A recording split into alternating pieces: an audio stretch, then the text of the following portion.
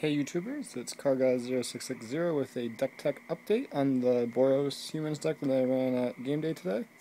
There was a PTQ like an hour away, so not too many people showed up, so lucky enough there was only 5 rounds in total. No cut the top 8. Whoever did the best of 5 and went undefeated.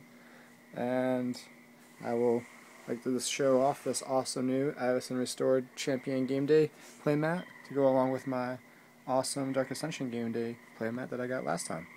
So far, 2-0 when it comes to the playmat game day activities. I'm very excited. The deck performed very well. Lucky enough there wasn't too many Delver players. I play tested against Delver enough to kind of know how to beat it, but still, I just don't enjoy playing Delver, period. And there was only one Wolf run, and I was able to kill him really fast. Actually, the biggest deck that gave me a run for my money was I won in 3, which was the only time I won in 3. Every other match I won in 2, but in this one it was Blue-Green Infect with that new enchantment. Whenever a creature targeted gets +3/+3, I believe it was. It was something silly where he could gut shot his own Inkmoth Nexus and it would just get bigger and sillier. But anyways, this is the deck. 12 plains, 4 clifftop retreats, 2 red, 4 cavern souls, only naming humans in the whole deck, and 1 Slayer stronghold. The splash for red is very minimal. It's just for 2 Zealous Conscripts main deck. A lot of people, for some reason, don't think that people main deck Zealous Conscripts, at least from where I play. I play at 2 shops, and they're very surprised when they see a Zealous Conscript get dropped game 1. So it's always a blowout that way, if they even live that long. This 1 stronghold is because it does take up 2 lands and itself to tap, so it's 3 mana, and we'd rather be spitting out guys building up our board potentially most of the time. It's a little bit better late game, and it doesn't get us a red when we want to hit Conscript on turn 5. But anyways, let's get into the deck.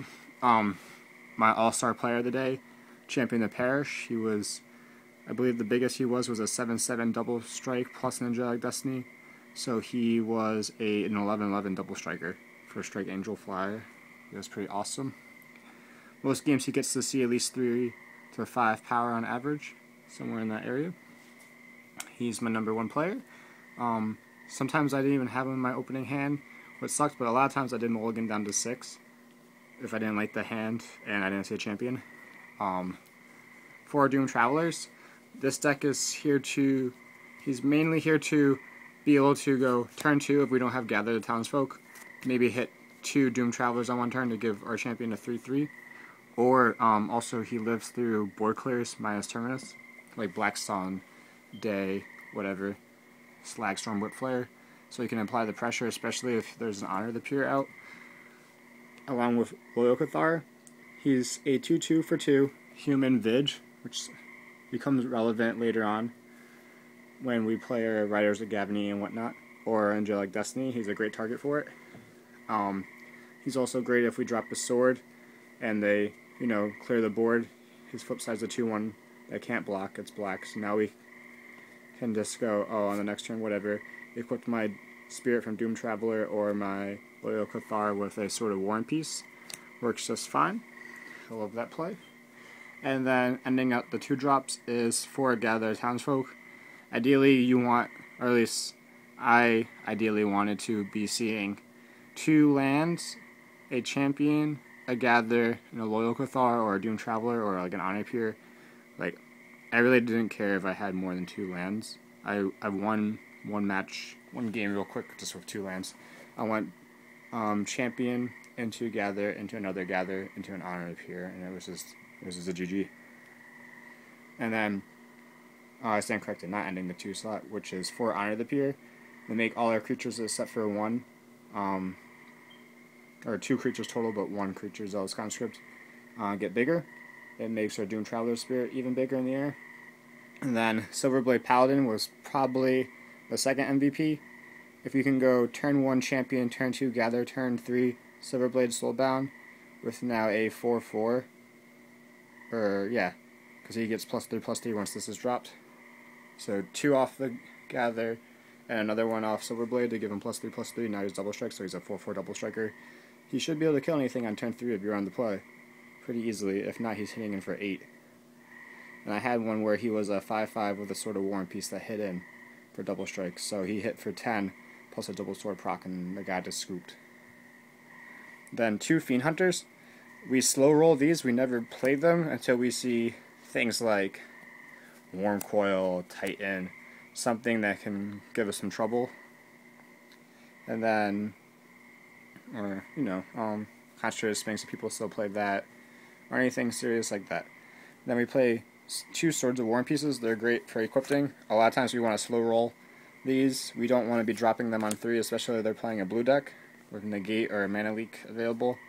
We want them to tap out until we resolve our sword, or we want to be able to try to offer it up. Say they have no counter, then equipped it, so it's more of a 5-drop at that point. Then 3 Riders of Gavany. This is probably the 3rd best card in the deck. It's a 3/3 Vig, and when it comes in, you name a creature type. And all your human creatures, including Riders, gain protection from the chosen type. So you can go Worm, Zombie, Spirit, whatever. Get through Stringer Root Guys, get through Geist of St. Traff, get through another human's deck. I played green-white, and the kid just looked like he wanted to cry. It was just hilarious.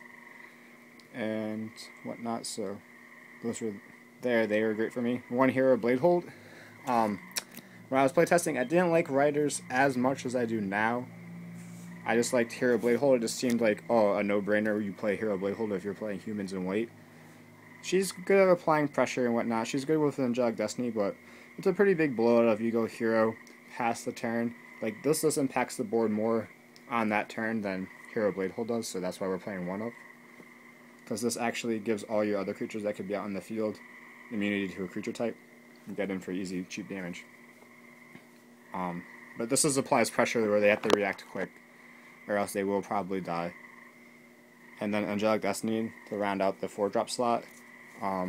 If you can, like I said, the God Hand is like 3 lands and a champion, Gather, Silverblade Paladin, and Angelic Destiny. So you go turn 1, like Cavern of Souls, name Champion the Parish. Turn 2, Gather the Townsfolk, swing for 3. Turn 3, go Silverblade Paladin with your land drop, and then swing for 8, 6, 7, and then Angelic Destiny to finish it off and get them. And then Zealous Conscripts there for grabbing them Gideons, them Worm Coils, their Titans, whatever they think is going to hopefully keep them alive by turn 6 if they live that long, or even turn 5. I took someone was playing mono red, which was actually kind of a scary matchup. I was taking a lot of damage, but I took his Bloodthirsty Stormblood Berserker, and I also took, the other match I took the 4/2 Battlecry guy that's like Hero Bladehold but red. Can't remember his name. But yeah, thanks for looking at the deck. Hope you enjoyed it as much as I did. Game day was very awesome. I kind of wish I went to the PTQ now, but oh well, such is luck. See you guys later.